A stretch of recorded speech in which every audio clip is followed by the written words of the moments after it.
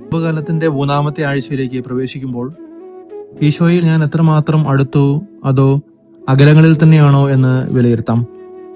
ഇന്നത്തെ തിരുവചനങ്ങളിലൂടെ നമ്മൾ കടന്നു പോകുമ്പോൾ നോമ്പുകാലത്തിന്റെ നാം അന്വേഷിക്കേണ്ട 3 സ്വഭാവ സവിശേഷതകളെ കുറിച്ചാണ് പ്രധാനമായും ധ്യാനിക്കുക. പ്രാർത്ഥന, ഉപവാസം, ദാനധർമ്മം. ഇവ 3ഉം പരസ്പരം പൂരകങ്ങളാണ്. ഒന്നിനോട് സംയോജിച്ചിരിക്കുന്നു എന്ന് തിരിച്ചറിയാം. പ്രാർത്ഥനയിലൂടെ ഞാനും എൻ്റെ ദൈവവുമായുള്ള ആഴമേറിയ ബന്ധത്തെ കൂടുതൽ ദൃഢമാക്കുവാൻ നമുക്ക് കഴിയണം. അവിടുത്തെ ശബ്ദം കേൾക്കുവാൻ വചനധ്യാനം ആവശ്യമാണ്. നിശബ്ദമായ പ്രാർത്ഥന ആവശ്യമാണ്. അതിന് ഉപവാസം ആവശ്യമാണ്. ദൈവത്തിനോടൊത്ത് വസിക്കുന്നതിനെയാണ് ഉപവാസം എന്നതുകൊണ്ട് അർത്ഥമാക്കുക. അവിടുത്തോട് കൂടെ വസിക്കുവാൻ ചില ത്യാഗങ്ങൾ ഏറ്റെടുക്കുന്നത് നല്ലതാണ്.